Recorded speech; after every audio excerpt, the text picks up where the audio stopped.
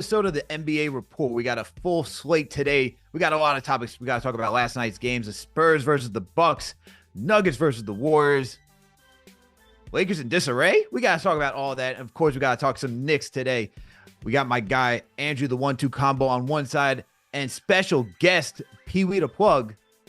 You know him from Through the Wire, but he's got a big announcement coming out next week on Tuesday. We don't know what it is yet, and I'm looking forward to it.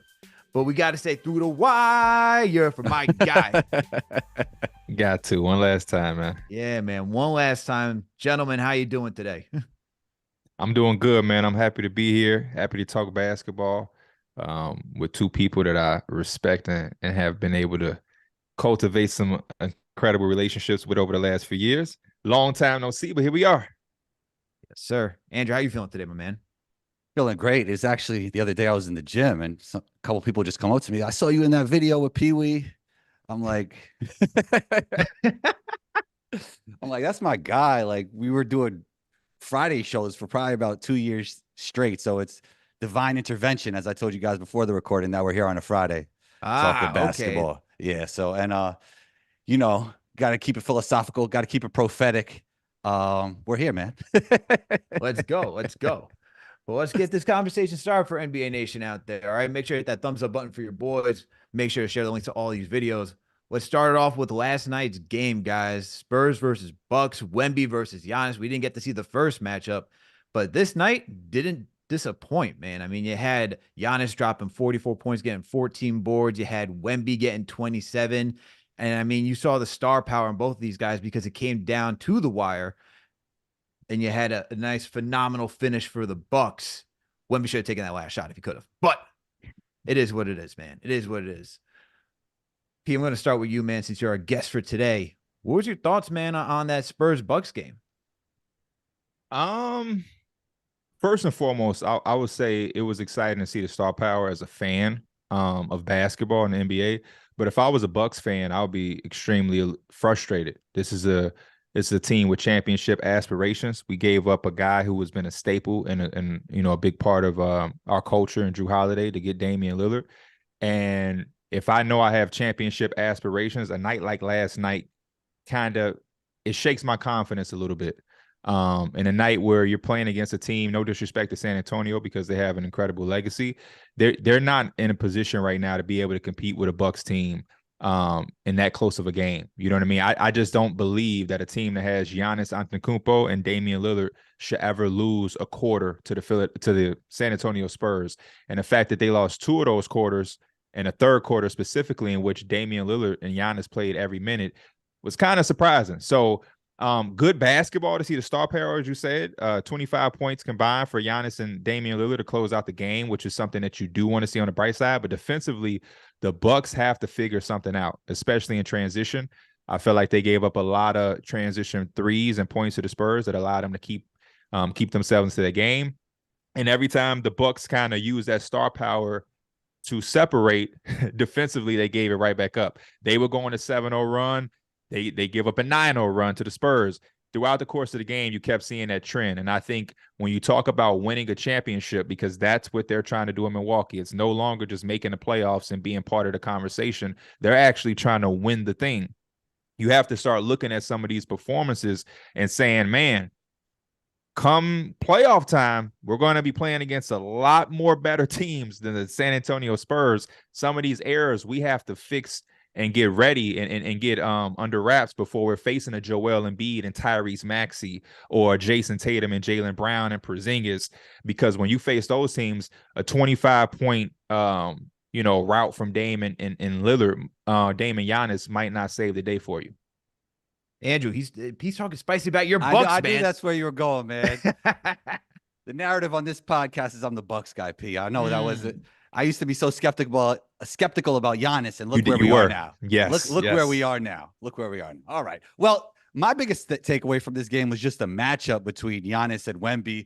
I mean, Giannis said Wemby is not even 7'3". He's probably, or he is 7'3", 7'4". He's not what he's listed. What is he listed at? 7'3" now? I always thought it was 7'4". Okay. Yeah. He said like 7'3" is a lie, basically, that he's taller than that. But just to see Wemby get that block shot in the fourth, probably had two plays that would go viral. The around the back looked like a glitch. It looked like a video game. That block he had on Giannis, there's not a lot of players in NBA history that would get that block on Giannis. I don't know, maybe Manute Bol and Rudy Gobert, possibly, but just to see him play this way, because I remember in Summer League, he had one bad game and people in the stands were saying, this guy's a bust, the overreactions.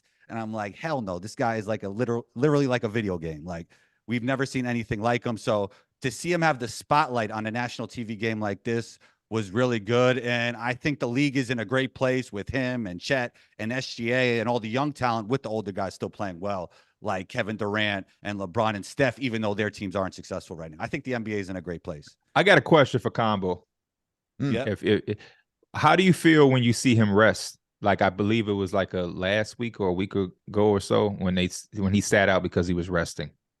I hate Wemby. it. Okay. I hate it. Because they even did like, I know I keep going back to Summer League, but they did some weird thing in Summer League. Like, he started and played 2 minutes and they sat him down. I'm like, let's not do this. Let's not do this. He's a young kid. Let him play basketball. Let him flourish. Let him flourish, which they've done. Like, I like the idea of Pop playing the Press Maravich role and Wemby playing the Pete Maravich role. Just let him play. Like, let us see what he could do. And then lately, they kind of got him a little more role-based. He's playing the 5 more, and he's really eating at the 5, which has been phenomenal. But to your question, P, I hate that they're resting a kid that young. Let him play basketball, man.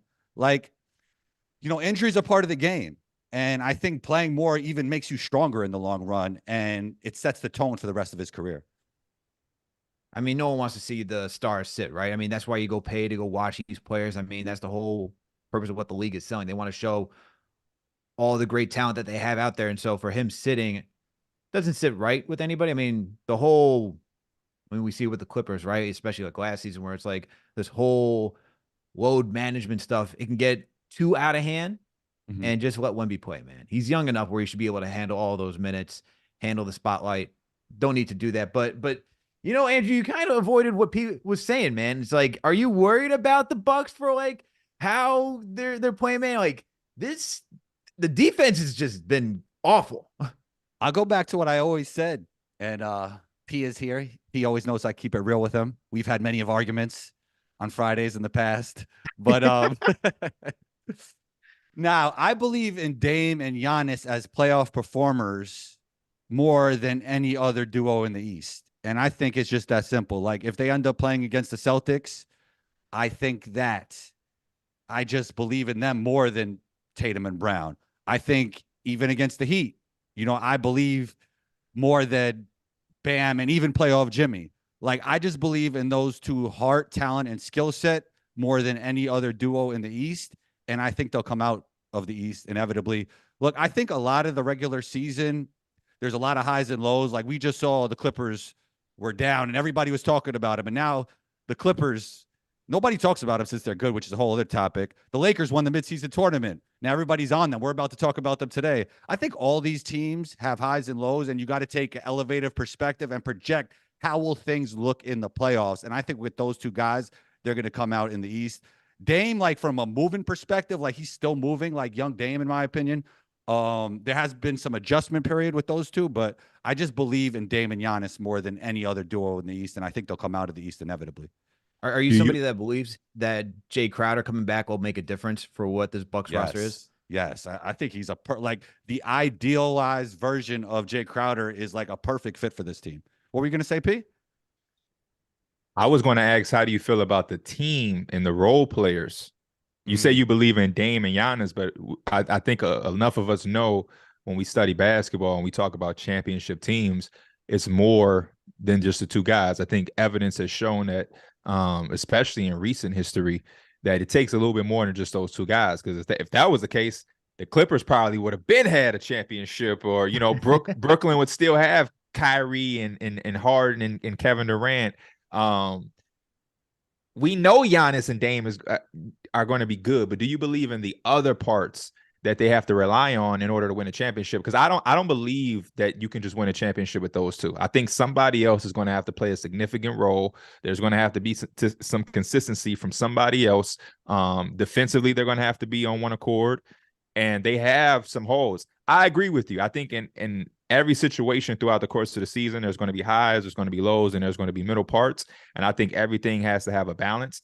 I'm not saying the Bucks can't win a championship. I'm not saying they're not going to, but I'm just saying when we look around the league and we look at the Eastern Conference specifically, to say that you're picking them when you see all of these other teams, it's kind of puzzling to me based off the information that we have in front of us. Now, if you're saying you're riding with them because you picked them before the season and you just want to be loyal to that opinion that you had at the beginning of the season, that's I'm one like thing. that, P. I'm But like if you're looking at the facts and the information in front of you, that's where I start to kind of scratch my head, because there's a lot more question marks with them than some of the other teams that I see. Yeah. So you're saying this is not NBA Jam? No. So I have a 5. Because then we could just go Dame and Giannis versus all my 2. You're just legitimately 2-on-2. Nah, but so I think obviously a key factor is Chris Middleton, and watching him throughout the course of the season, it has been iffy at times. Chris Middleton looks like one of those 1990s guards that they let too early, from his injury. You ever see you look back at the 90s, you see some guard trying to get to his spots with that big knee brace. We don't even see that as much. In the 2020s, usually guys are all the way ready when they're playing. So they went with some mode where they're kind of trying to manage his minutes a little bit, but we know he's not 100%. I definitely think Chris Middleton has to be the Chris Middleton that won a championship, right? Another thing is when a lot of these star players move around, why I like them in the beginning of the season, and you called me out on it. That's how I am, P. Once I pick something, I'm going to ride with it. But I think there is some truth to what you're saying there. But I do like when you bring in a star where there's some sort of culture set, right? And I believe there is some of that, even though they have a new coach in the Bucks. I didn't like it with the Suns with KD and Book and Bradley Beal, even if they were all healthy. I kind of like the idea that they already won a championship there with Brook Lopez, Chris Middleton, and Giannis, and now you're adding Dame. And I did think there would be some time to figure out. And, there has been some up and downs, but I still do believe in them. It's not only because I picked them. Do you think that culture is still there? Because a big piece of the culture was Jrue Holiday, which we are seeing defensively. A lot of that is already gone. And secondly, Budenholzer was the coach. It wasn't. I was going to say Griffin. that same thing, P, is that Budenholzer was that other portion too.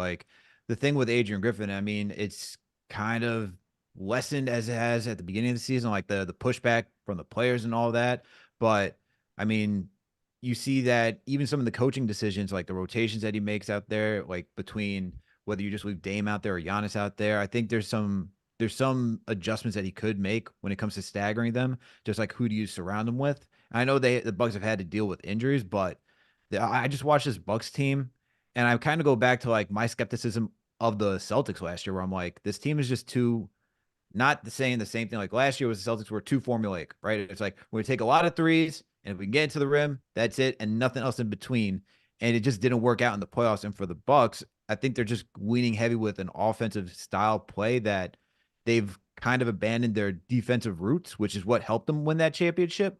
And when I'm looking at Dame out there, it's just you're putting a lot of pressure on Brook Lopez, who's getting older, right? You have Giannis Antetokounmpo, who when you have both of them as your front court, that's awesome. But then when you don't necessarily have a solid perimeter defense, which you got from Jrue Holiday to give some resistance, I mean, we saw Jalen Brunson just drop 40 on them easy. You know what I mean?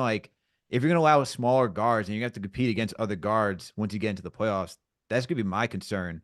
I mean, look, the Pacers have just owned the Bucks this season. You know what I mean? They can't even stop them. So you're going to tell me the Celtics are not going to find that and feast or famine with them? That's tough. No disrespect to the Spurs. I again want to say that Devin Vassell is a nice player. Yeah. Vic is going to be a nice player. Right now, still some things that I would like to see more of. He's going to be a nice player. Trey Jones, he's cool. These guys gave you 34, 27, and 18. What's going to happen when you play against the Boston Celtics, who they don't just have Tatum and Brown anymore. They have Tatum, Brown, Jrue, Porzingis, the boy, Porzingis, Derek White, who looks just like Alex. They have a legitimate 5. So it's when you were struggling, when you're struggling with when you're struggling with the Spurs. They say P looks like Ben Simmons, so it's all good. They do. I look like everybody. Wow.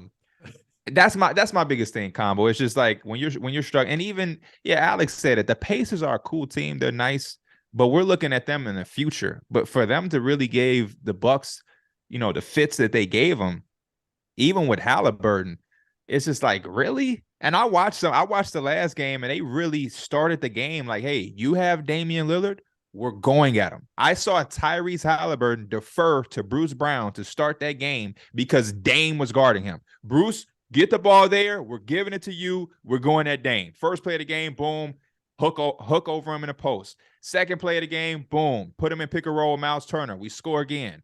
The third play of the game, give it to Bruce again because Dame is guarding him. That is going to be a big, major issue. And the fact that not only do you have Dame, the person next to him is Malik Beasley. I just don't see it. I just don't see it. Malik Beasley is good when you're talking about catching, shooting threes, but when you're talking about defense and the fact that you just combo, Chris Middleton doesn't look the same. He doesn't look 100%. This team is in a shape where I don't think he's going to be able to get to 100% because they can't afford for him to not play. And when you have games like San Antonio, the minutes are just going to keep piling up for everybody because, again, this is a game where Giannis wasn't able to sit. Like, that's the old Bucks. The old Bucks, when they would win the championship or when they had those monster seasons a couple years ago, the narrative was like, man, they don't even get to play enough. Giannis doesn't really get to play enough because he's averaging 32 minutes, man. Exactly. Now they're playing against the Spurs, and he's playing 39 minutes. Dame, 38 minutes. To me, when you go against the San Antonio Spurs, that's a night where, man, Marjon Beauchamp is playing 28 minutes because we just beating them so bad, or we're going to just give him some experience out there. It's not 25 consecutive points from Dame and Giannis to close it out. It's hard. And again, I'm saying it with a balance because that also doesn't mean that they can't win a championship. But it is something that to me is a little bit more concerning that, hey, you got Dame and Giannis, and I don't believe that the culture is all the way intact there. What to be honest with you, what teams do you think have legit chances to come out the East? I think the Boston Celtics have a chance. I think the Philadelphia 76ers have a chance. I think the Milwaukee Bucks have a chance, and I think I cannot count out the Miami Heat. I'm not going to count them out. I just refuse to. And depending on what happens over the next 7 to 8 weeks, you may get the Knicks, baby. That's what I want to hear, P. That's what I want to hear. Oh man. But just before I know we discussed a lot of Bucks, but just to give fair credit to the Spurs. I mean, if you're a young team like the Spurs and you're able to keep up with the Bucks like this, you got to be pretty inspired for what the future holds. You get a point guard out there, things are starting to look different. And that Devin Vassell, not to cut you off, Alex, that put back off and he dunked his own shot. That was nasty, crazy. Oh, why was that able to happen, Combo? You tell me why. Why, P? Because Brook Lopez had to cover for Damian Lillard, and then when the shot went up, Brook Lopez had to go box his own guy out. Damian Lillard is out of the play, and Vassell is able to put it back. Yeah. But that's stupid. But Wemby, Vassell, they got a nice future, man. I like what the Spurs are doing. I think if you're watching this team, like this is just like any young team, right? You're gonna see like them struggle. You're gonna see some success.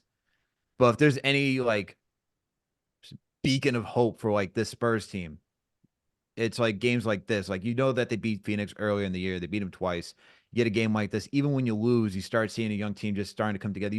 What I like is that Wemby and Vassell just didn't shy away from the spotlight. Like, it got intense, especially in the fourth quarter. I mean, Wemby just contesting Giannis, as we discussed earlier. That's the type of stuff that you want to see from a rookie and just say, hey, there's potential here, and we should be excited about the future of this team.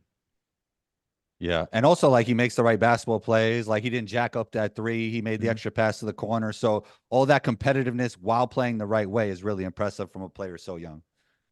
Yeah, they do. They have a bright future, man. It's definitely things I want to see a little bit more of at some point in the season. I don't like 8 threes. I don't think a guy of his stature and his size should be shooting 5 threes a game, and he's only making 29% of them.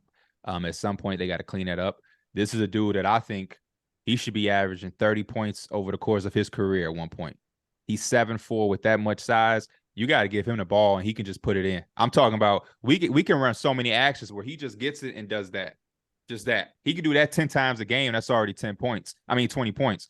Not to mention the fact that his size should get him to the free throw line at least 6, 7 times. We talking about 27 points a game. He ain't even shot a 3 yet. He ain't even shot a jump shot yet.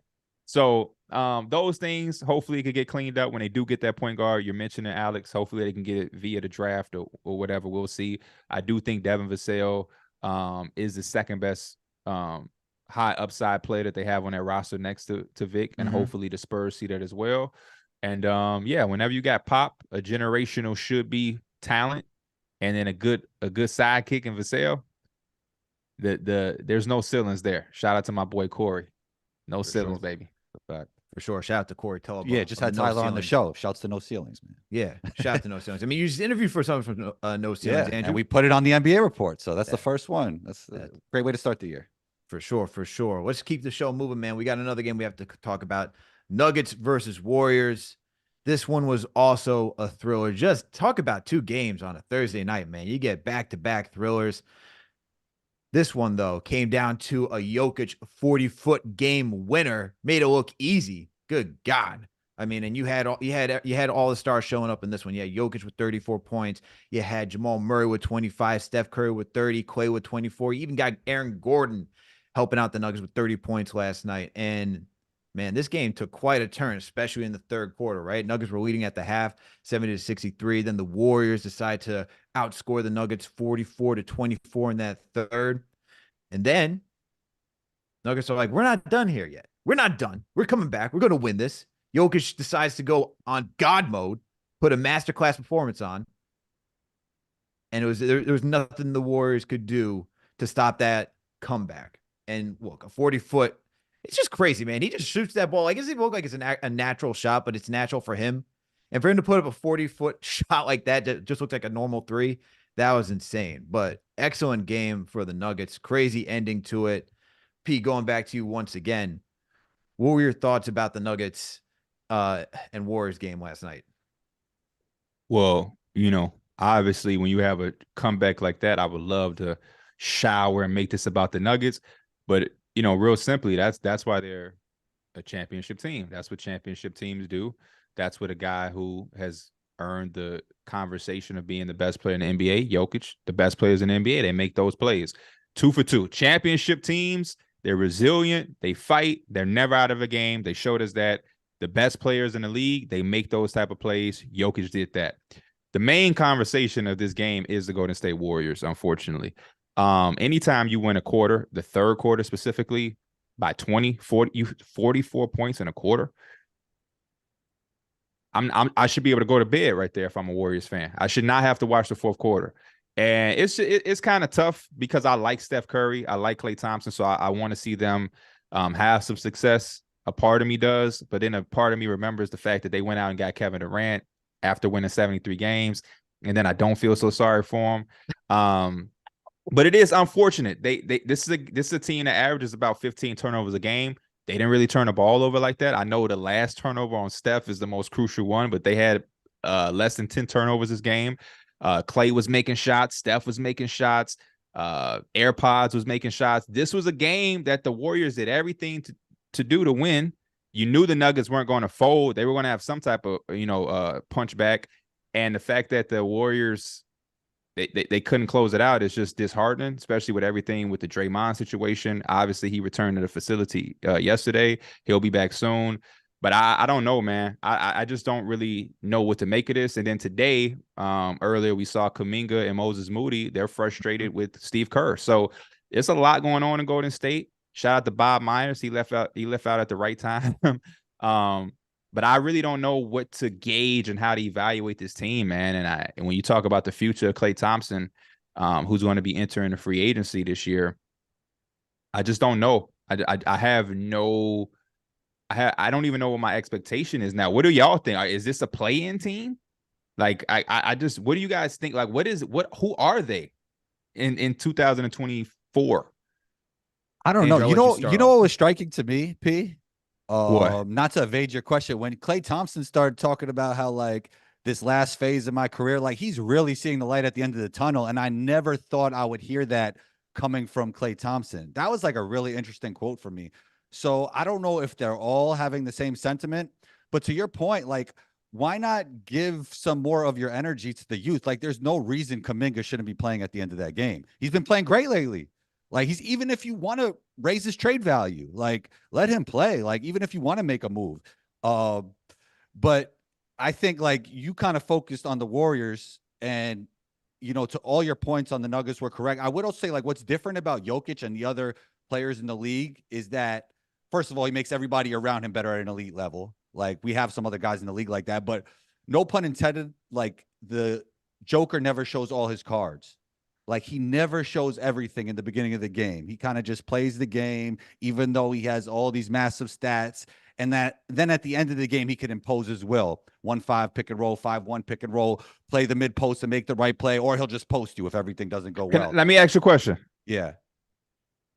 Is that him not showing his cards, or is Nikola Jokic actually a basketball player who's going with the flow of the game and letting it come to him without anything predetermined? Because I don't know if a lot of our stars right now have those type of games where you can go into the flow of the game. Mm-hmm. Actually, that's a term we hear all the time. Let the game come to you. I'm letting the game come to me. That's just a saying that people use. But is this somebody who is actually embodying that phrase of saying, hey, I may not have to shoot a shot in the first half of this game. I might can just dominate the boards and get 12 assists and we can win. I might have to score 40. We've seen this from him. So is he not showing his cards, or is he actually just one of the most complete players in our time right now? I think two things could be true. I think they're both right. Let's say they just played a 10-minute game. I know this sounds so hypothetical. Mm-hmm. I think around the 8-minute mark, he starts posting up or changing what he's doing from the first 8 minutes as well. I just think, like, he doesn't want to give you everything in the beginning, and then he goes to what he knows works. And to your point, like, I don't think Jokic cares about scoring at all. If we look like 4 or 5 years ago, there was a point where everybody was complaining that Jokic wasn't shooting enough. Like, he would go through large portions of the game not shooting the basketball. And I think he came to the conclusion, to your point, that I need to score. I need to be our leading scorer for us to win championships and be the best team possible. But I think him and Jimmy Butler are similar in that scenario where they don't care about stats at all. Like, that's why you'll see Jimmy not get the craziest stats in the regular season, and then things go crazy in the playoffs. Like, he could do that earlier, but I think he doesn't show you all his cards as well. I think those guys don't care about stats at all, even though at times they get crazy stats, and Jokic has some of the craziest advanced metrics that we've ever seen. I think he just doesn't care about scoring, and he doesn't show all his cards from the beginning of the game. That's why I said that, because I think those two are. I think Jimmy Butler is somebody who might not be showing his cards. I think Jokic is letting the game come to him because he's that good. I don't know if Jimmy Butler is as good basketball player of Jokic to say, I'm gonna let the game come to him. We know what to expect from Jimmy Butler. Jimmy Butler is not a guy who has as much in his toolbox, especially on the offensive end, as Nikola Jokic. Nikola Jokic can make 5 threes. He can score he can score 20 in the interior. He can do dribble handoffs. He can initiate the play. He can set a screen, receive a screen. Jimmy Butler is a versatile player, but not as much as Nikola Jokic. And 100%. I just wanted to highlight that point, that that's just a special part of somebody's game, especially in today's game, to be able to just actually let the game come to you, because that's an overused term that I don't think a lot of players can do, because they have certain things in their game that they have to, like Giannis. There's just a few things that he can do on the court, and he does them at an all-time level, but he's going to do this. Jokic, I really believe he's the embodiment of letting the game come to you, because there's nothing he can't do, especially on the offensive side. I feel like it all comes down. I feel like it all comes down to game plan, though. Like who are you facing off against? Like, I know he's the best player. Like, I think it's right now you could say, like, even though Embiid is having another MVP type caliber season, I think for Jokic, like, even though he's the best player in the league, I feel like there's a game plan of, like, how do you keep everybody else fresh? Because Jokic could be that dude and just put up crazy stats if he wanted to every single game. I feel like if Malone's like, look, we want to get all these other guys involved first, because someone's like, let's just say hypothetically, like, oh, you know, KCP's in a shooting slump, but let's make an emphasis tonight to really get him the rock so that way he can get out of this slump, because we're gonna need him at some point throughout the season. You know, he even brings in like young rookies like Watson and just like say, hey, we're gonna get you some runs so that way you can get caught up to speed, because I'm probably going to need you when it comes postseason. I feel like if you ask Malone, he's like, you know, it depends on the night. There's gonna be nights where we want Jokic to be just aggressive and go get his own, and then other nights it could be like, hey, we don't need you right now. Go be that facilitator, go be that rebounder, get everyone set up, which would kind of be, I guess, sort of in the vein of what Andrew's saying, where it could be like hiding your cards, because you can, I feel like at that point you could just go into the wayside. Like everyone's just like, oh, you know, like we got Jamal Murray going off here. We're not going to worry about Jokic right now. Then bang, Jokic just comes out of nowhere. But at the same time, it's like the peace point where it's like, that could also just be the game like coming to him as well. I don't know. It's kind of hard, man. It could be, I can see where it could be both. I'm going off playoffs too, not regular season, because the regular season for the Nuggets and Jokic is. But when you have a team focusing in on you on a 7-game series and they're game planning for the entire team versus we play them Wednesday and we play another team Thursday, that's a whole different conversation. I just don't think a lot of other players have that luxury to where you have so much at your disposal. I just look at a guy that I really don't know the answer. You know what I mean? Especially in a 7-game series, because what you do game 1, if you try to do it again against him in game 2, you're going to pay, because he can dissect what's happening versus saying, oh, I'm not going to shoot no jumpers because I want to see. Like, nah, I think Jokic is just a little bit more better than that. You know what I'm saying? It's all, and I guess it's all the same thing, but I just think that he's on a different level, and he showed it last night. I think what's funny is that, like, when you watch Jokic play, he just like, he comes off with, he just has this nonchalant attitude where it's like, we'll never know. And that's why we're like over here, like, is it him hiding his cards? Is it him? It's like, he just doesn't, like, we'll never know that answer. You could probably ask him like, hey man, do you hide your cards or you let the game come to you? He's like, I think he would say, hell no. I think he would say, I'm just playing, and whatever they do, I got an answer for it. And then you go back, you try to write that article, you tried to do probably like, I have no idea what this man's trying to do out there. Hey, he's a talker too. You saw him on that Michael Porter Jr. pod? Like, that guy could talk. Yes, Jokic could just keep going. Like, that was the most random. I never thought that Michael Porter Jr. would be able to get Jokic on that podcast. But shout out to MPJ. You didn't think his own teammate could get him on the podcast? No, not Jokic, because he's just not that type of guy. You know what I mean? He's just off to himself. So, you know, Jokic is probably like, yeah, I'll come. Right, yeah. Podcast, yeah, I'll come. He's like, just make your shots better. You know what I mean? Like, just take better shots and show up in the playoffs, and I got you. Yo, what's crazy is that PJ could take another leap. I think he could get even better. He's still young. With the Nuggets or without the Nuggets? That's the thing. Like, yeah. I was thinking about this exact same thing with Jalen Williams. Like, I think OKC? I think OKC eventually loses Jalen Williams. No. Jalen Williams becomes an all-star somewhere else. He could become an all-star OKC. Okay. It's him and Shea, man. I feel like those are the two that you're gonna. Chet's he's gonna be an all-star eventually. Eventually, he will be. Yeah. You think they got 3 guys that will could continually make all-star games? Mm-hmm. Okay. Yeah, I do, especially because you have a guard. Well, you have 2 guards.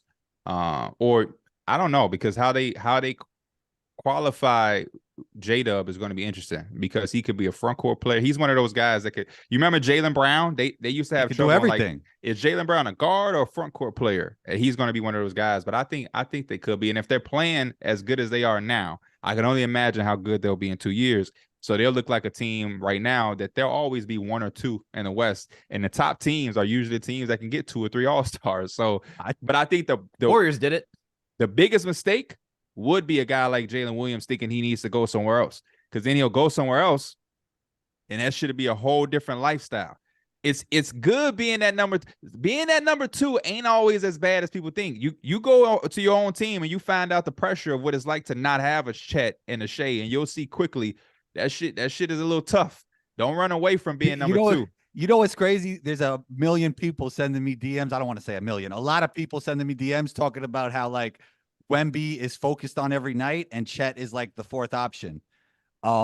People have made me out to be some kind of Chet guy when I've been praising Wemby as well this whole time. But I just get all these DMs saying that, like, nobody focuses on Chet. It's easy for Chet, and Wemby has the whole defense focused on him, and talking about that for like the Rookie of the Year thing. So I mean, that goes to my comment when I said the other day, where do I see OKC as final contenders? I mean, now that we're getting a little off track, I'm got to talk about the Warriors in a second. I said I do, by the way, P.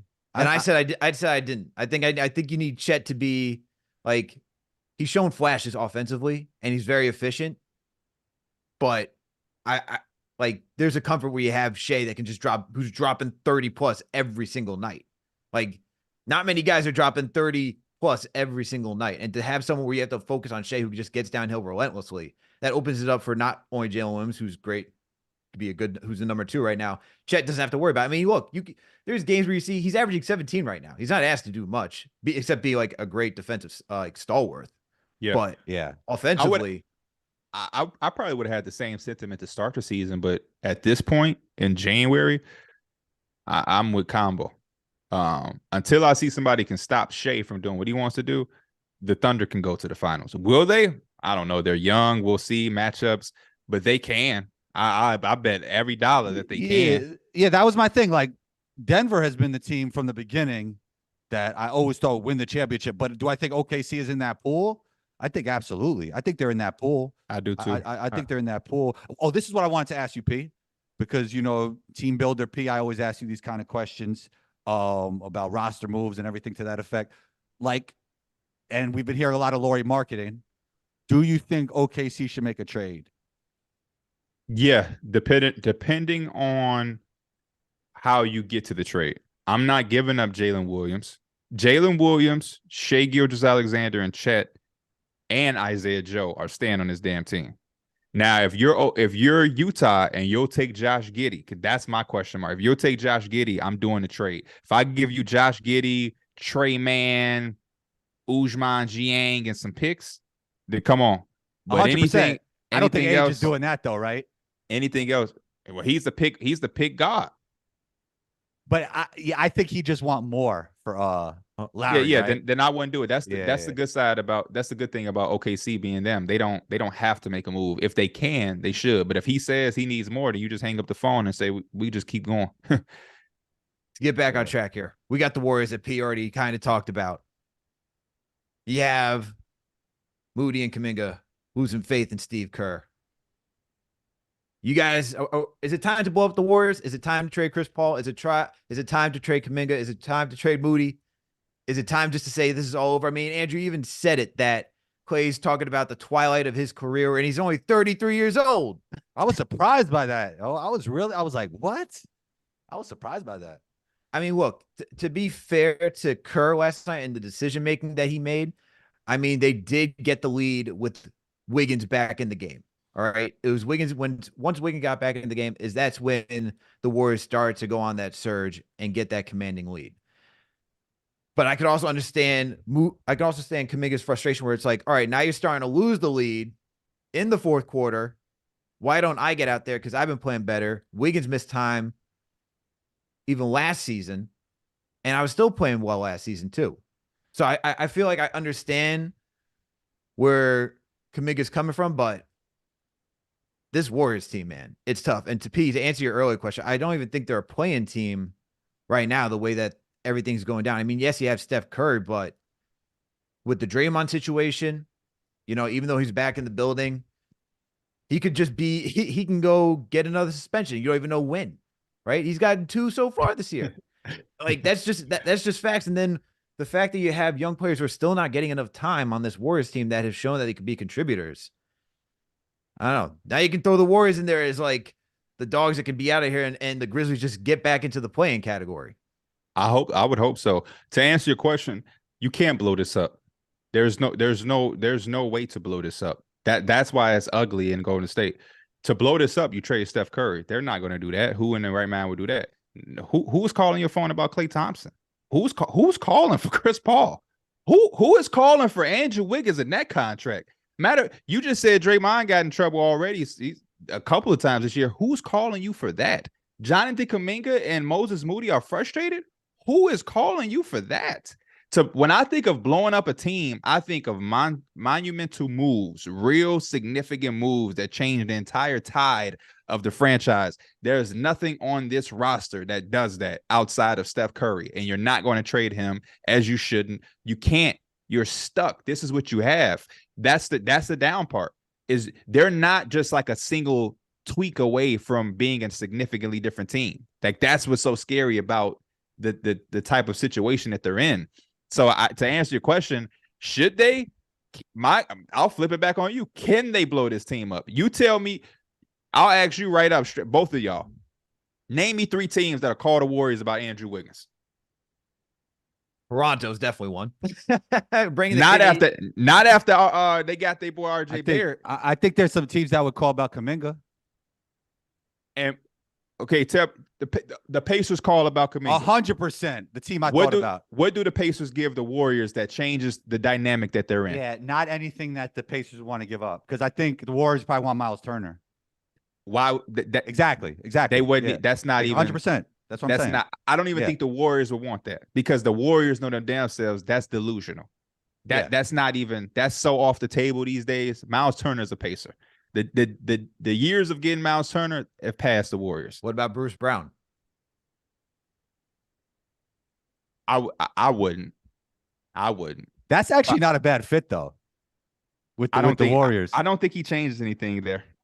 Me personally, and he has an option. He fits them so much better than CP3. It's not even funny. Better than CP3. I think a lot of people. I would probably take a lot of people. Bro, I talked about this for a while now. The reason why like the CP3 version of basketball, that archetype of player doesn't exist anymore, is because of the Warrior system. And now the Warriors brought him in. What's a CP3 type player? The pure point guard. There's not a lot of them left. You think the Warriors stopped that? I think having like Draymond initiating a lot of the offense and being kind of like, we've had this argument before, P. So we're not going to. I don't remember it. I don't remember it. Yeah, we got to a huge argument about the Steph Curry point guard thing, and I thought Draymond was more of their point guard, and you thought Steph was more of their point guard. But at the end of the day, they shared roles, right? They shared initiating offense, and I think a lot of teams, not only the Warriors, but a lot of teams just went like, let's give your best player the ball, or let's give the forward the ball to be a hub, kind of like Bam or Sabonis or Jokic, and the point guard doesn't have to come from the smallest guy, and it doesn't have to be a pure point guard. And then when you're smaller, you give up more on defense, right? So yeah, you see what I'm saying? Like I feel like the Warriors had to do was part of the reason why the pure point guard doesn't even exist anymore. I agree with some of that, but the thing I don't agree with is that the Warriors had something to do with it. I think that was always becoming the evolution of the 2010s, where guards would just started to take off. There was a certain part in the league where guards were just so good and were starting to score. So you had like the Derrick Roses, you had the Russell Westbrooks, the John Walls. They were coming in and they like, hey, I could get 25 too. You know what I mean? I think that changed. Steph Curry is a part of it as well. I think that changed it more than the Warriors having Draymond be able to, because to Chris Paul's point, defense, he had the ball because he was the best player on his team. He's one of the point guards I'm talking about too. Chris Paul is a point guard who is a pure point guard, but his prime years, he's also getting you 25, which is the same thing Tyrese Halliburton is doing. But you would today. Say he's ball dominant, right? Chris Paul, like especially in his heyday. Yeah, but I think he's ball dominant because he earned that. Because he never made that many mistakes with the basketball. There's some guys who are ball dominant because like they just need to have the ball. It's the only way that they're effective. He is effective with the ball, but he also doesn't, in his prime, didn't make too many mistakes, which makes him like a exception or an anomaly damn near, because you had him, Steve Nash, Jason Kidd. There's like certain guys who just didn't mess up with the ball, and I think that was more valuable than anything. Is like when they have the ball, we're getting a shot, which is always better than a turnover. So, but yeah, just to circle it all the way back for Alex, me and Combo, we can go off. You see, yeah, we can go off on a I see that. It's all good, man. It makes for a good show. It makes for good podcasting. But salute to NBA Nation for everyone who's tuning in right now. We got another episode, a fire episode of the NBA Report right now. We just covered the Milwaukee Bucks, the San Antonio Spurs, the Denver Nuggets, the Golden State Warriors. Threw a little bit of OKC topics in there, but we're back on track. But make sure to support our sponsors, guys. Make sure to support our sponsor, Prize Picks. All right. Fun, easy to use app. Look, I made my selections tonight, but before we get to my selections, look, I love using this app because when I watch these games, I like having a little skin in the action. And look, it's just an easy app to use. You choose more or less for any of the statistical categories that you got for any given game. It could be NBA, NFL, MLB, hockey, whatever it may be. They got you covered for every single sport.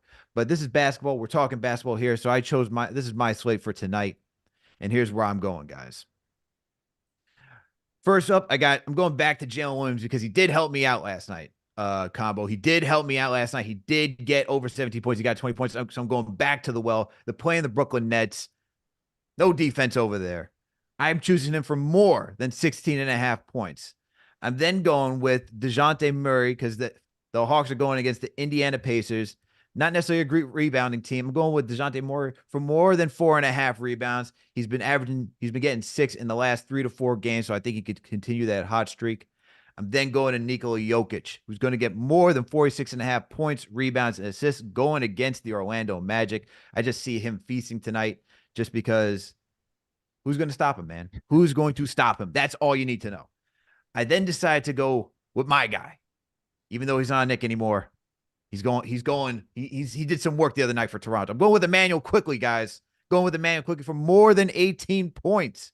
All right. Going against the Sacramento Kings, another team that doesn't play a lick of defense. And then last and certainly not least, I'm choosing Julius Randle. Look, he's been killing it for the Knicks. He's a guy that likes to feast in the paint. They're playing the Philadelphia 76ers tonight. But there's one thing you can guarantee. He's not putting up that many threes. Okay. So I'm choosing for less than 5 3-pointers attempted. And that's my sheet for prize picks. Where are you going, Andrew?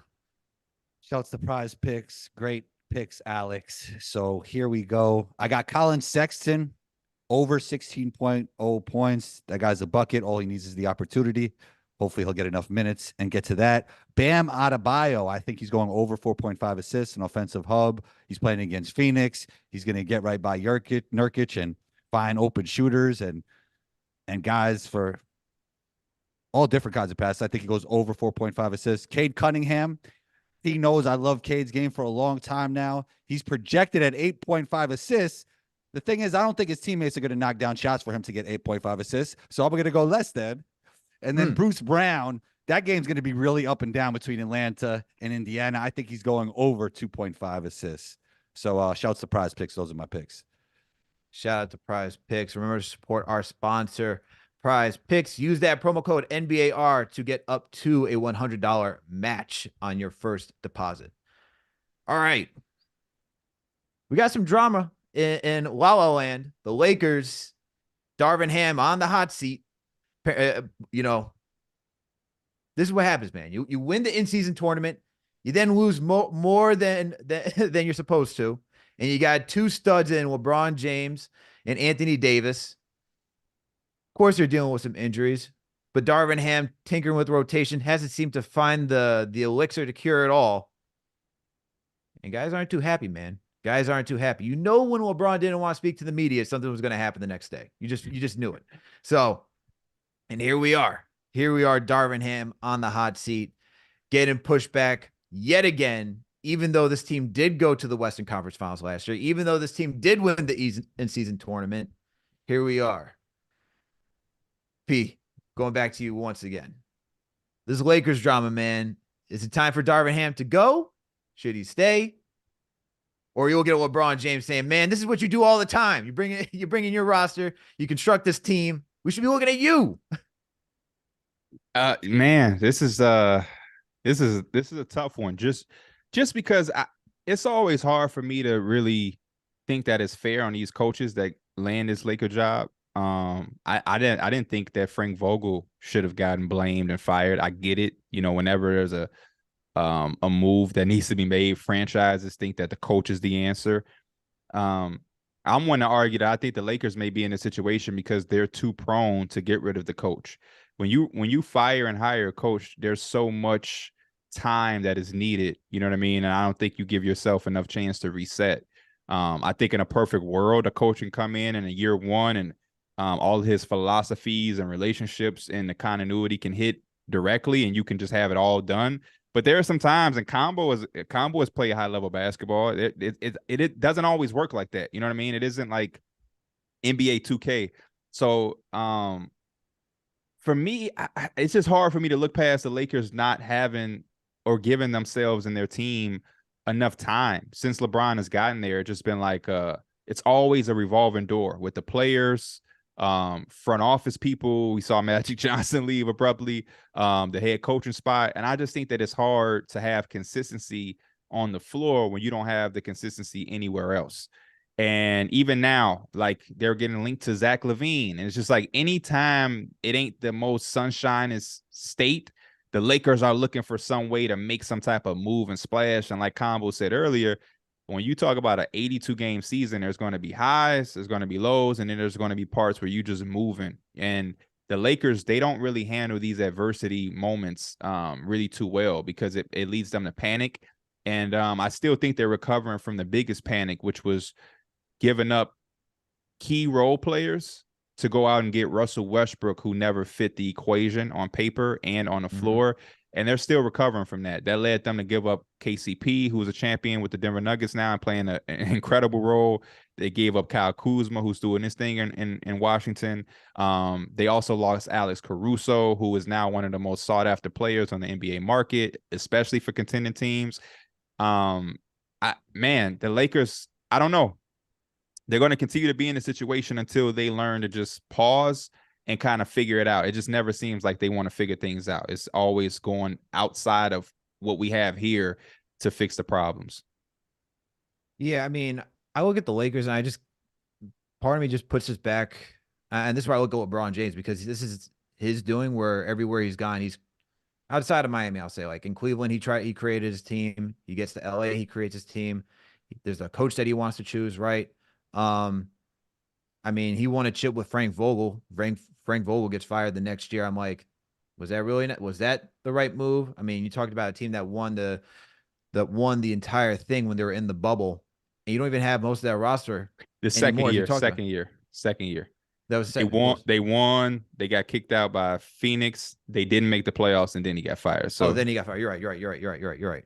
So then he gets fired right after that second year, and I'm like, was that really the move that you needed to do? Like, I felt like you needed somebody like him with that veteran, who's understands like that veteran coaching presence to like really organize a team. And then, you get a rookie head coach in Darvin Ham, and it's like, it just screams more of like, I want to make sure the teams ran my way more than the way to actually function. And so when I see this, I'm like, this is not really a Ham's fault. I mean, he got all the guys that you really wanted out there. I mean, most of the team members, I think, are signed with Clutch, right? So it's like, between that, this is your team. You've created this. And so for me to see Ham being the guy that's the victim of all of this just doesn't feel right, man. It just does not sit well with me. Wasn't it all good just a week ago? It was all good just a week ago. Or 3 weeks ago. They were raising banners, man. They did raise the banner. And they've been 3-9 since raising that, essentially since the in-season tournament. I have to bring a whole bar up. All right. But like, I don't know who to blame, really, the players or the coach, but I would say there's a disconnect if you hear them talk about the games, because the players keep saying no excuses. I know guys are out. We got to win. Every game is a must win. And then Darvin Ham is more like, we got a lot of injuries, this, that, and the third. So all I know is they're not on the same page.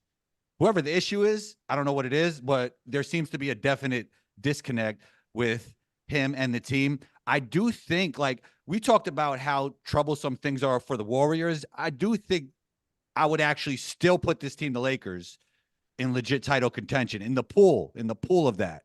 With, I said OKC has a chance. I think Denver is the favorites. Like, I would bet on Denver. But I do think they still have a chance with Anthony Davis, LeBron James in the playoffs. I really believe in those two. Austin Reeves has been playing better, even though slow start. We get Rui back healthy, and I think they got enough depth in the playoffs to still make a run. Do you guys think there is a move to be made that could really help this team? And is there enough trade pieces to make that move? Like, if you guys got to put on your GM hat. I would probably go after DeJounte Murray. I think you need another guard out there that you can trust. I mean, do you like that mix with LeBron and DeJounte, though? Yeah, I think anything's better than D'Angelo Russell on that roster. That's how I look at it as. I guess the only thing is, like, because DeJounte is he's a guy, as we were talking about, you need to be on ball to really be effective. Like, that's my only question, because LeBron is a guy who likes to control the rock. 100%. That would be my only question. But the only thing I would say is that with DeJounte Murray, I'm sure LeBron could get him to fit into what the Lakers want to do. but you need some more defense on that roster too. And D'Angelo doesn't offer you that. I wonder if do you guys think they could be good enough defensively to win? To win what? A championship? I mean, I'm sorry, with DeJounte, with the No, trade, no, or with the current roster. no, no, they're 17 and 18. I don't think they could do anything good enough to win right now, to win a championship right now. So you would say if they kept things the same, there's no chance they could win a championship. I'm never going to say there's no chance for anything with LeBron James, but if I, as a betting man and as an analyst, I would say I don't have them winning. I would pick a lot of more teams in the Western Conference to come out west in the Lakers. So straight up, you would definitely have OKC as a higher chance of winning a championship this year. That's a tough one, I think. Yeah, I mean, when guys like us three are up here, all we have is what's in front of us. They're a 17 and 18 team. I'm looking at the Timberwolves, who are 24 and 9. You got the Thunder 23 and 10, and Nuggets fresh off a championship 25 and 11. The Clippers are doing a thing with James Harden in the mix. Like, all I have is the stuff in front of me. Now, the tricky part is the history. You know, it is LeBron James. It is Anthony Davis. OKC doesn't have experience. The Timberwolves don't have as much experience. But, like, I mean, damn, the Lakers got experience and it's 17 and 18. So how much do I look at that experience? You know what I'm saying? Like, granted, it ain't the playoffs, but the Lakers are not, they're not coasting and purposely trying to be 17 and 18. So I have to try to look into that as well. And when you talk about the moves that they can make, there's no perfect player out there for them. You go and you get DeJounte. The scary thing about DeJounte, he just recently signed an extension. The thing, though, is he is a clutch athlete. So, Alex, you're on the money with that. But I don't think that they would want to tie themselves up with somebody like DeJounte at that price and for that length, because if it doesn't work out, you're kind of stuck there. The second guy who was also a clutch representative is Zach LaVine. Again, same issue. $40 million, a few years left on that contract. If it doesn't work, it's hard to shake that. I'm looking at lesser names. I'm trying to think, like, a guy who I love, and I want the Knicks to at least attempt to see what's going on. And we just saw the report before I came on here. Malcolm Brogdon. Malcolm Brogdon. we said that last episode, P. Oh, good man. Shout out to y'all. I just, when you talk about not even just the Lakers, I just think, like, for me, the Knicks we were talking about, by the way. Yeah. Oh, okay. Well, man, super shout out to y'all. I've been saying that for a while. That's good. Let's get them. But when you say put your GM hat on, when I look at any contending team, East or West, I'm looking for good basketball players. And I think y'all just kind of mentioned that, where specifically playing next to LeBron, you need guys like Malcolm Brogdon who are good basketball players. He's a guy who can run an offense when LeBron goes to the bench. He's a guy that can play next to LeBron when LeBron has the ball in his hands. He's a guy that's going to play a solid enough defense. The only thing about Malcolm Brogdon is he does miss a lot of time. And the Lakers with their history, Anthony Davis has done a better job this year, but with their history and LeBron James being the age that he's at, you want to make sure that guy that you're getting to be that next piece is someone who can consistently be on the floor. I really just don't see any really good options out there. There are guys that they can trade and they can maybe give them something, but they are in a place where they have to think about now and the future. You know, Zach LaVine, I like Zach LaVine as a third option next to AD and LeBron. But defensively, you potentially lose a lot. I love DeJounte Murray, but I love DeJounte Murray from San Antonio, where it's all about him. When he's complimenting people, I don't know if I like that. We see in Atlanta, he's there to compliment Trey. It don't look so sexy. So, unfortunately, man, Kyrie will come save them, but they can't get Kyrie. This is why, like, and we got those rumors from Shams that the Lakers are interested in DeJounte, and I know, like, you say that it doesn't work with DeJounte and Trey. I mean, Trey just can't play off ball whatsoever. I mean, that's just the tall order for him. At least you could say with LeBron, like, he'll give up the opportunity to be off ball for a bit. Sure, he's probably going to have the rock in his hands for most of the time, but with DeJounte, he can do what you just said, P, run the second unit while he's off the floor. And if you're looking for a younger guy, if you're thinking about post after LeBron, he could be there with AD. So I could see why there's some legs to that. But outside of that, like I don't see like they got all the wings. That was the highlight this entire offseason. Oh, the Lakers got all the wings. They got all the wing depth that they need. Or is it just as simple as just needing Gabe Vincent? Is that the answer? Just to have like a Mario Chalmers point guard who'll play off ball and just allow LeBron to be LeBron? I don't think so. No shot at Gabe Vincent, but I think they need a little bit more. Hey, I think it's just as simple as this. Every LeBron James team that has won the main thing has had a surplus of shooting. You have Anthony Davis and you have LeBron. The other three people need to be shooters, two-way shooters. I think it's just that simple. I don't need D'Angelo Russell to tween and run, do all of this. Hey, go over here. I don't need any pointers and telling people where to go. I need somebody who can guard their man. They don't have to be Ron Artest or Meta World Peace, all NBA defense, but they are at least sound defensive guys who can make shots. Jay Crowder type player. Jay Crowder, Taurean Prince has done it at a decent level for the Lakers. And you know who does it? You know who does it the best, I think? Who? KCP, who they had. Oh, man. Yeah. Kuzma. They had Kuzma, too. And he could run out. What's so great about him? What's so great about KCP? He could run out in transition, too, and make an impact in that way. The Nuggets aren't giving up. They're keeping KCP for 100%. But that should have been the Lakers' mindset, though. Yeah, it should have been. A clutch guy. Unbelievable. Caruso, him. I mean, Lakers, there's been some malpractice over the past 4 years. They actually That's why I don't feel bad, man. That's why I don't feel bad. Like this is can't feel bad. Just a little LeBron James thing written all over it. But honestly, they did make some solid moves this offseason. Like, and I thought the Rui thing was good. Like, they did some good stuff lately, but there's definitely like with the Caruso and KCP thing, even back then, we probably talked about this, P. Like, that was crazy. Like letting those guys go. Perfect compliments to the guy. LeBron. When you look at Caruso's contract, 4 year, $37 million. How you let that go? Yeah. Hey man, they were star hunting. That's what the Lakers like to do, and they're trying to do that again when you got names like DeJounte Murray out there. But Pete, we got to ask you one question before we get up out of here, because the New York Knicks made a major trade this past weekend for OG Anunoby. They sent out RJ Barrett, Emmanuel quickly, the Detroit second rounder, which is looking like to be the 31st pick, so it's a late first rounder. And then they got back in return OG Anunoby, Precious Achiuwa, Malachi Flynn. Are you liking the Knicks right now? What'd you think about? First of all, let me start off with this. What'd you think about the deal when you saw that come through through the timeline? I loved it.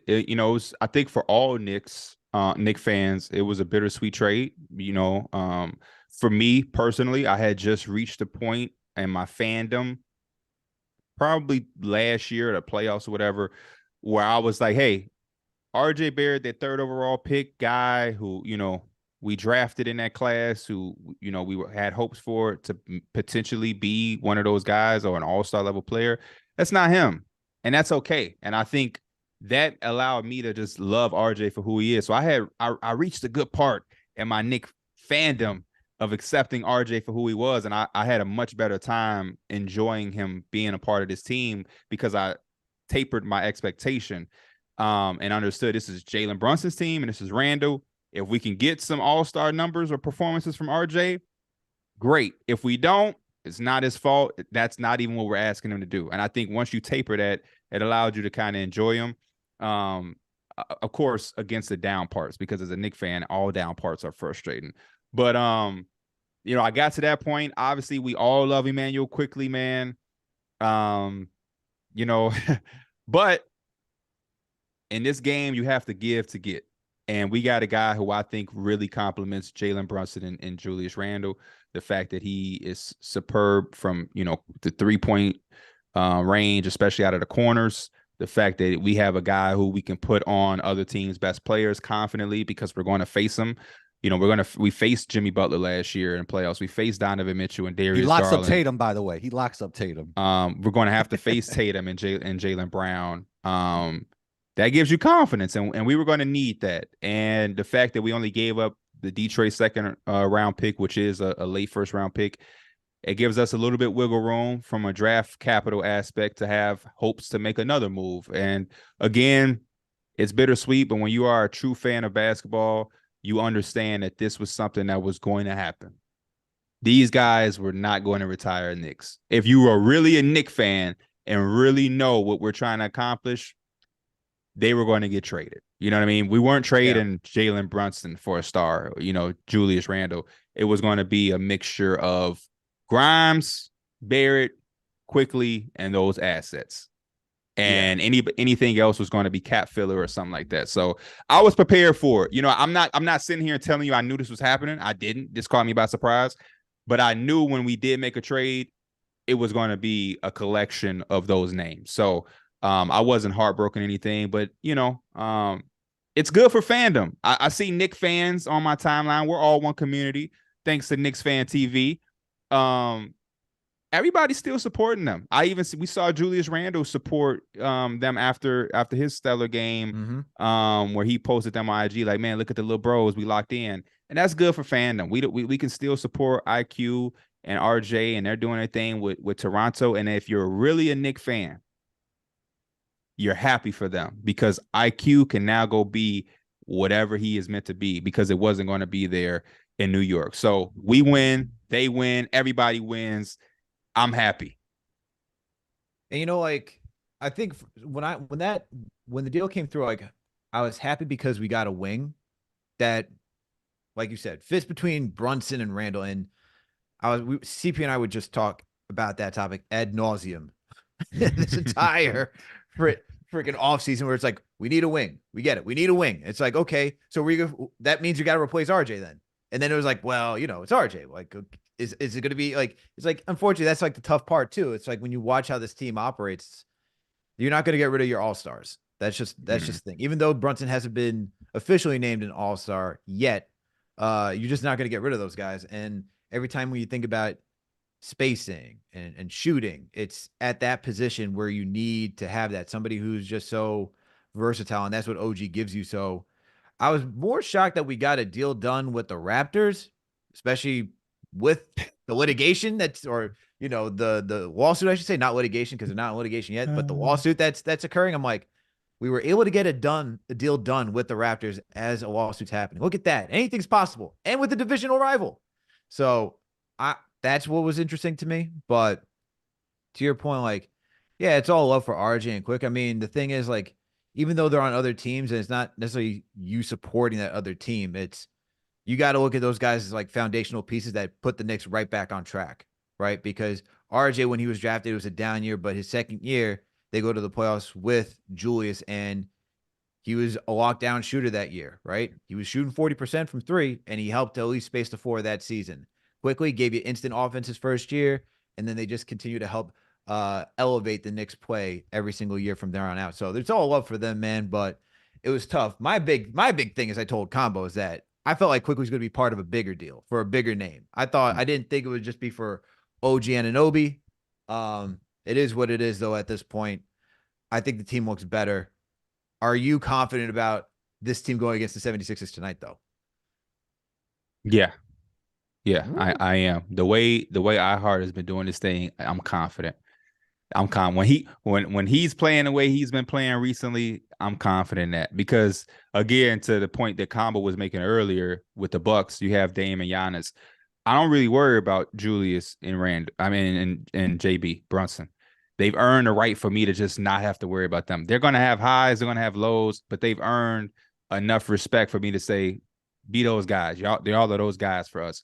So when I start to see iHeart playing the way he's playing, Dante DiVincenzo playing the way he's playing, now having OG and the way he's played in these first two games, yeah, I'm confident. I'm definitely confident. Now in the 7-game series, entirely different question, my friend. Entirely different question. But as of today, the way we rocking and rolling, I'm feeling confident as ever against a juggernaut Sixers team who is playing phenomenal basketball themselves. But yeah, man, I'm happy with it. And yeah, I agree. I do agree with that, though. I can see that. I can see thinking if we trade Emmanuel quickly, you're going to see the Knicks acquire all-star blank and not role player. But hey, it sets us up. It does. Andrew. I already know your thoughts about the OG Anunoby trade. You've now got to see the Knicks play these past 2 games. Much different. Spacing's different. All of that's different. Knicks Sixers tonight.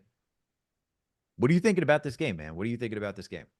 Embiid, barbecue chicken for the Knicks. Barbecue chicken. No, I think the Knicks got a chance. I love it. Like, I think it's really apparent how OG fits in. Like, on this team, like, he just creates so much more space for Brunson and Randall.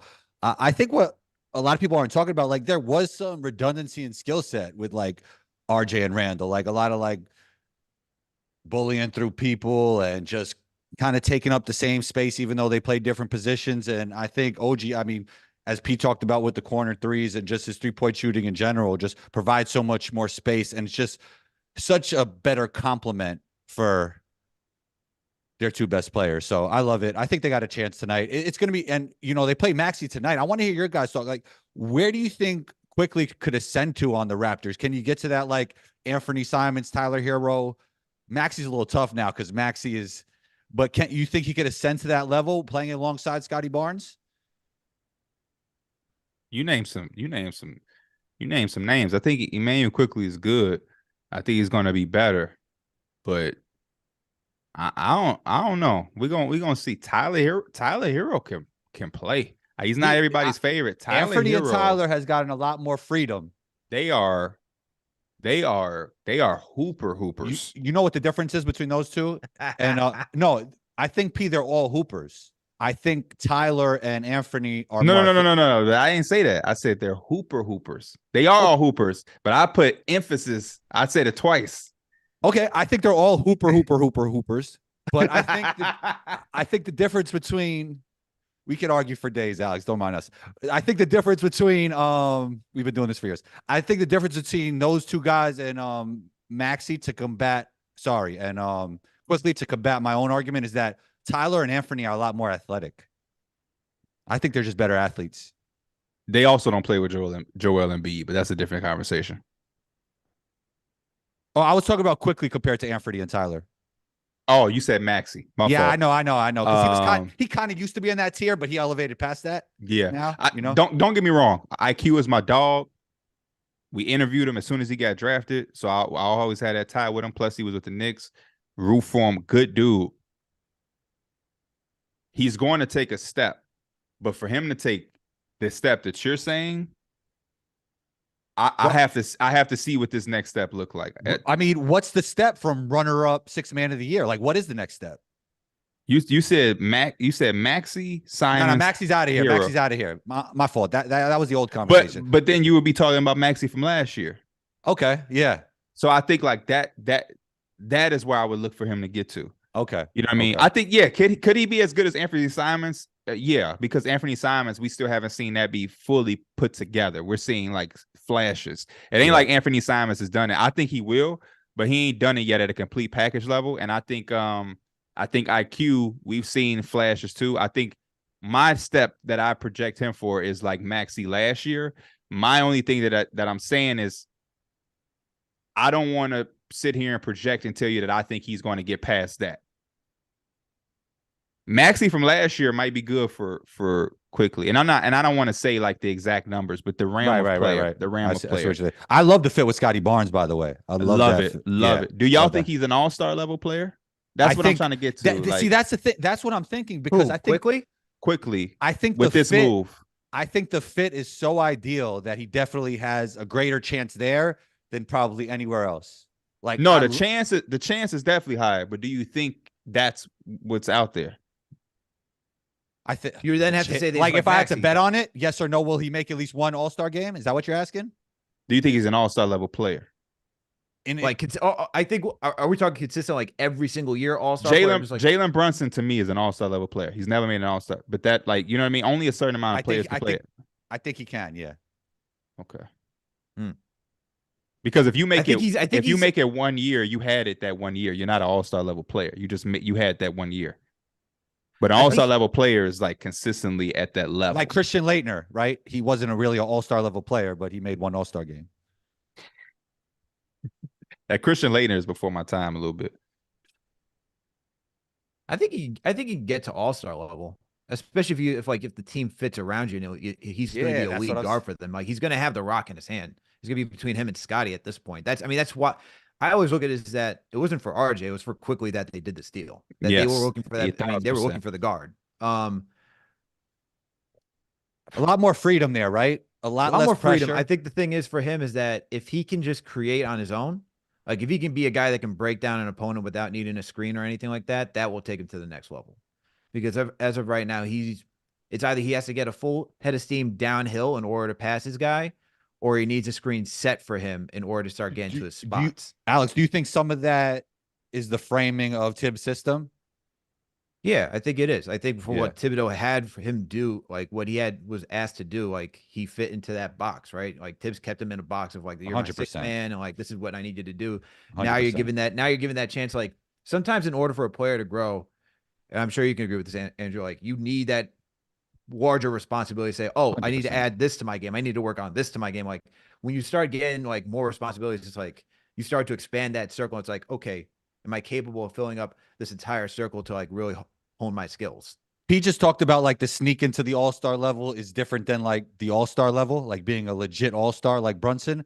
But I think in this league, the talent pool is so deep. It's so much about situation. Who are the guys that could sneak into that all-star game? And Quickly obviously got into a better situation here. And it just, but that, I think that's a difference maker. Like the top guys, undeniable. It don't matter about the pool of talent. Shea is like, I'm getting there. I don't care. Yeah, it is stacked, but I'm still about to solidify myself. Like Wemby will be that for sure. And then you have guys that are like, again, it's hard to say this without knocking a guy.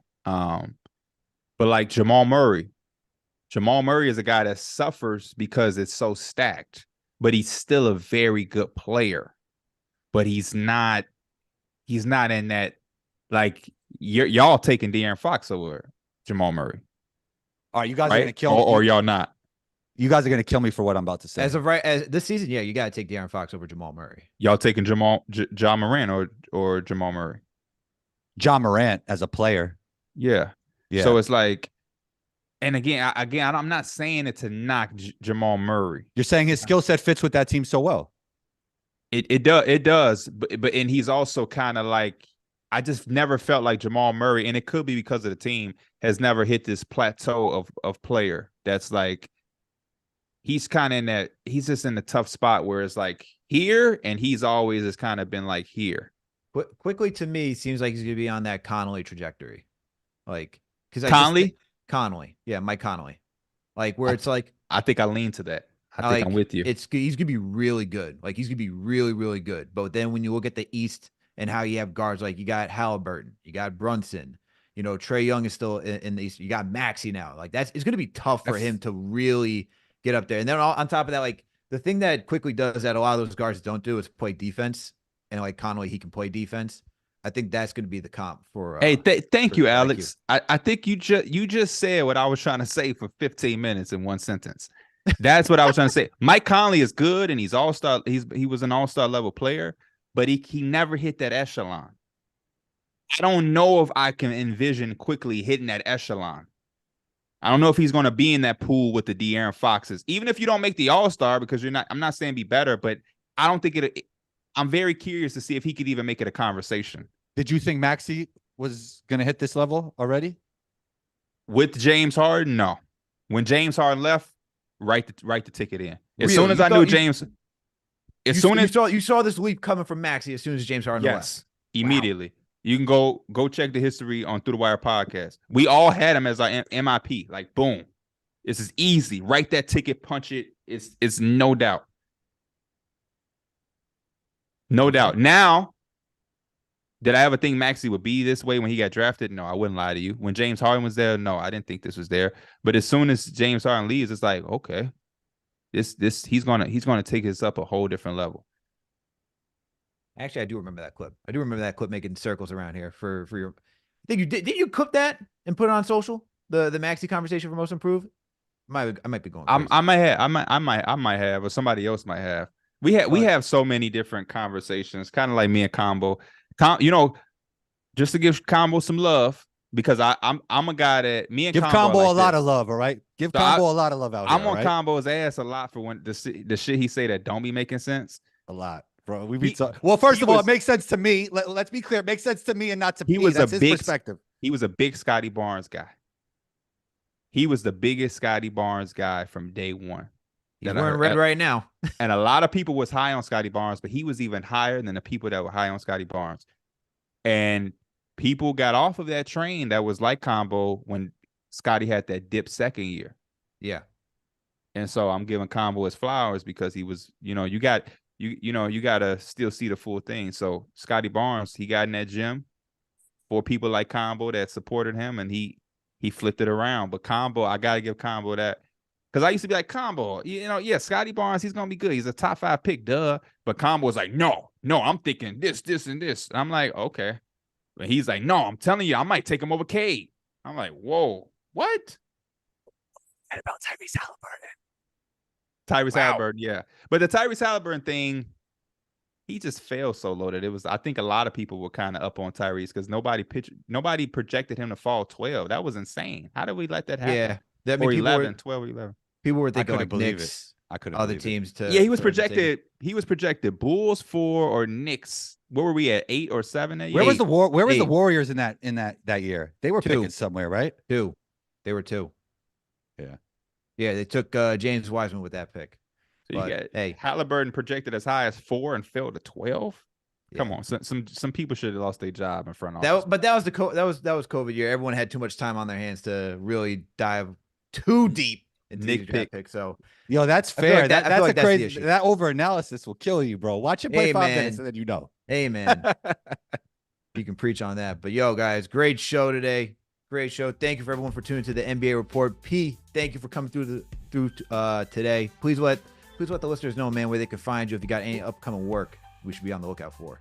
PeeWeeDaPlug on everything. Numbers on the board. A new podcast announcing our next big move on Tuesday. So stay locked in. And yeah, man, you already know what it is. Appreciate y'all having me. Anytime y'all need me, I'm here. Go Knicks, baby. Go Knicks. That's right. Andrew, why don't you promote that show that dropped today, man? Let the listeners know what just dropped today. Yeah, I'm not the biggest announcements guy. I just like to let the work speak for itself. But I would say Combos Court episodes will be moving forward. The video version of it will be on the NBA Report under the Knicks Fan TV umbrella. So I'm really happy to have a place where Combos Court episodes could live in its video form in its full version. We got to get P on the show. I don't know why P's pointing at me. P, don't point at me until I tell because I told you years ago, Combo, doing a podcast. You got to get this on YouTube, brother. You putting here we are. Combo posting stuff on Instagram. I'm like, Instagram it's not as big as YouTube, brother. We got to get that on YouTube, man. So we're here. Yeah. So we partnered up. Shouts to CP for making it happen. Shouts to Alex for always being a great person to talk basketball with. Shouts to Gamba and everybody at Knicks Fan TV. I'm excited about this. And P, we got to get you on the show next week. With that announcement, are you super busy next week? What's the vibe? What's your schedule like? We could do the behind the scenes stuff right here. Whenever you need me, Combo. We text each other on holidays. Yes, we do. Man. So that's like, this is real, Alex. This is really my guy. Combo know my pops. Like, okay. My pops. I see where we're going. He keeps up with my little brother and his high school basketball journey. Like, Combo is my guy. Yeah. You know what I'm saying? So anytime, I don't even know why he's asking me. Anytime he needs me, I'm there. Now, I won't lie. If you asked me last week, I'd have been no. I had food poisoning. My neighbor scratched up my car. I had a tough week to start the year. You know what I mean? So now this upcoming week, I'll be free for you, man. All you gotta do is text me. We'll lock it in and make it happen. And there you got two real ones right here talking live right on the show. Scheduling out the next show. You love to see it. But hey, thank you, P, once again for coming through. Andrew, always thanks to you as well. And NBA Nation, thank you for tuning in for another episode of the NBA Report. We covered a lot today. Like I said, Spurs, Bucks, Warriors, Nuggets, Lakers, Knicks. We got it all done today. All right, we got it all done today. And make sure to support our sponsor, Prize Picks. Use that promo code NBAR to get up to a $100 match. And we'll catch you next time, guys. Mondays, Wednesdays, Fridays at 3 p.m. You already know the deal. All right, guys, we out.